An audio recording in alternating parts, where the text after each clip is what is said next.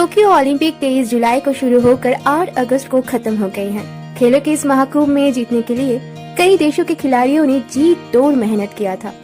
Olympic में हर खिलाड़ी की ख्वाहिश होती है कि वो अपने देश के लिए मेडल जरूर जीते, लेकिन इस बार टोक्यो ओलंपिक की 339 स्पर्धाओं के पारंपरिक पदक समारोह के लिए कई बदलाव किए गए थे। कोरोना महामारी के कारण इस बार खिलाड़ियों को पदक तो मिले, लेकिन वो पदक उन्हें खुद ही पहनने पड़े। प्राचीन काल में योद्धाओं के बीच प्रतिस्पर्धा के साथ खेलों का विकास हुआ। इसके शुरुआती दौर में सैनिकों के बीच दौड़, मुक्केबाजी, कुश्ती और रथों की दौड़ सैनिक प्रशिक्षण का हिस्सा हुआ करते थे। प्रशिक्षण के बाद योद्धाओं के बीच प्रतिस्पर्धी तौर पर खेलों का आयोजन किया जाता था। प्राचीन काल में ग्रीस यानी यूनान की राजधानी एथेंस में इस तरह के खेल 1896 में आयोजित किए गए थे। चूँकि ये खेल ओलंपिया पर्वत पर खेला गया था, इसके कारण इसका नाम ओलंपिक पड़ा। इस आयोजन में राज्य और शहरों के खिलाड़ी भाग लेते थे। इसकी लोकप्रियता का अंदाजा इसी से लगाया जा सकता है कि ओलंपिक खेलों के दौरान शहरों और राज्य के बीच लड़ाई तक स्थगित कर दी जाती थी। उस दौरान लड़ाई और घुड़सवारी काफी लोकप्रिय खेल थे। खेल के विजेता को कविता और मूर्तियों के जरिए प्रशंसित किया जाता था। वैसे प्राचीन ओलंपिक की शुरुआत 776 BC में हुई मानी जाती है, जबकि इसका आखिरी आयोजन 394 ईस्वी में हुआ। इसके बाद रोम के सम्राट थियोडोसिस ने इसे मूर्ति पूजा वाला उत्सव करार देकर इन खेलों पर प्रतिबंध लगा दिया।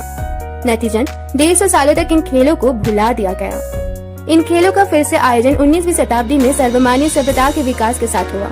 इसका श्रेय फ्रांस के अभिजात वर्ग के पियरे डी कुबरतान को जाता है। इस खेलों के आयोजन के पीछे कुबरता के 2 लक्ष्य थे। पहला, खेलों को अपने देश में लोकप्रिय बनाना।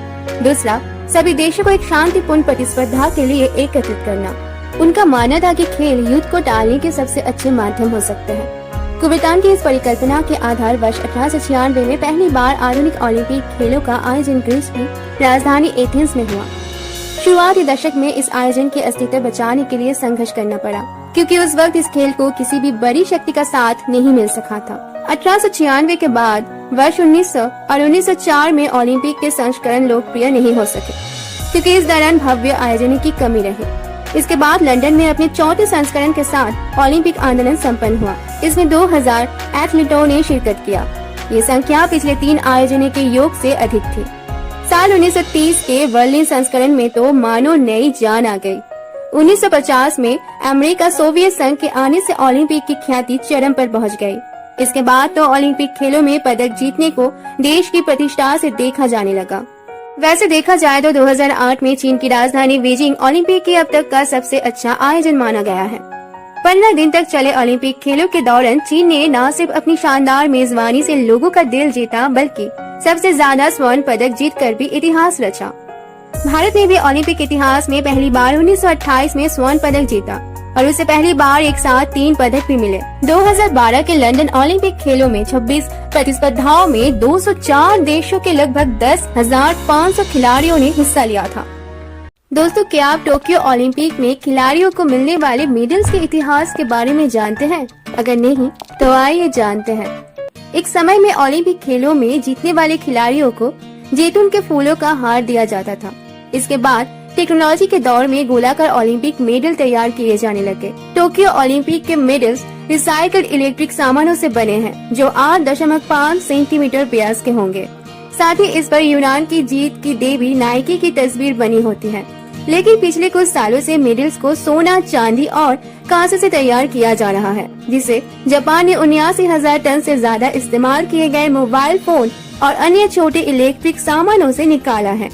पुराने ओलंपिक खेलों के दौरान विजेता खिलाड़ियों को कोटिनस या जैतून के फूलों का हार दिया जाता था, जिसे ग्रीस में पवित्र पुरस्कार माना जाता था। 1896 में एथेंस में यूनान की खो चुकी पुरानी परंपरा ने ओलंपिक खेलों में फिर से जन्म लिया, जिसके चलते नई रीतियों ने जगह ले ली और फूलों की माला की वजह पदक देने की परंपरा शुरू हो गई। वहीं विजेता खिलाड़ियों को रजत, जबकि उपविजेता को तांबे या कांसे का पदक दिया जाता था। पदक पर देवताओं के पिता ज्यूस की तस्वीर बनी थी, जिन्होंने नाइक को पकड़ा हुआ है।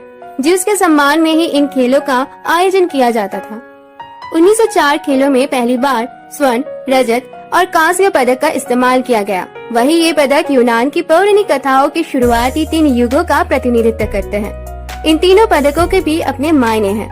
तीनों पदकों को 3 युग के तौर पर माना जाता है, जैसे स्वर्ण का मतलब है स्वर्णिम युग, जहाँ इंसान देवताओं के साथ रहता था, रजत युग जहाँ जवानी 100 साल की होती थी, और कांस्य युग या नायकों का युग। ओलंपिक मेडल्स में हर एक सदी में इनके साइज, वजन, कॉम्बिनेशन और इनमें बनी तस्वीर में बदलाव होता रहा है। इसके बाद IOC ने 1923 में ओलंपिक खेलों के पदक को डिजाइन करने के लिए शिल्पकारों की प्रतियोगिता शुरू की, जिसमें इटली के कलाकार ज्यूसेपी कैसियोली के डिजाइन को 1928 में विजेता चुना गया। आपको ये जानकर हैरानी होगी कि गोल्ड मेडल पूरी तरह से सोने का नहीं बना होता है। 1912 स्टॉकहोम ओलंपिक में आखिरी बार पूरी तरह सोने के बने तमगे दिए गए, लेकिन अब मेडल्स पर सिर्फ सोने का पानी चढ़ाया जाता है। IOC के निर्देश के अनुसार स्वर्ण पदक में कम से कम 6 ग्राम सोना चाहिए, लेकिन असल में उनमें चांदी का बड़ा हिस्सा होता है। इस साल भारत ने 7 मेडल जीतते हुए टोक्यो ओलंपिक में इतिहास रच दिया है। वेट लिफ्टर मीराबाई चानू ने भारत की टोक्यो ओलंपिक में शुरुआत सिल्वर मेडल से कराई थी, तो जेवलिन थ्रो एथलीट नीरज ने गोल्डन के साथ अंत किया। वो भारतीय एथलेटिक इतिहास में पहला मेडल जीतने वाले खिलाड़ी बने। ये भारत का टोक्यो में 7वां मेडल भी है।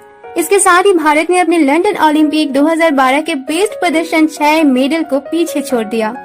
वेट लिफ्टिंग में मीराबाई चानू ने जहां सिल्वर मेडल अपने नाम किया, तो बैडमिंटन में भारतीय स्टार शटलर PV सिंधु ने ब्रोंज मेडल जीता। लवलीना ने ब्रोंज, भारतीय हॉकी पुरुष टीम और रवि कुमार दहिया को भी ब्रोंज मेडल मिला है, और साथ ही नीरज चोपड़ा ने 87.58 मीटर दूर भाला फेंक गोल्ड मेडल जीतकर इतिहास रच डाला और भारत का नाम एक बार फिर से पूरी दुनिया में गर्व से ऊंचा हो गया।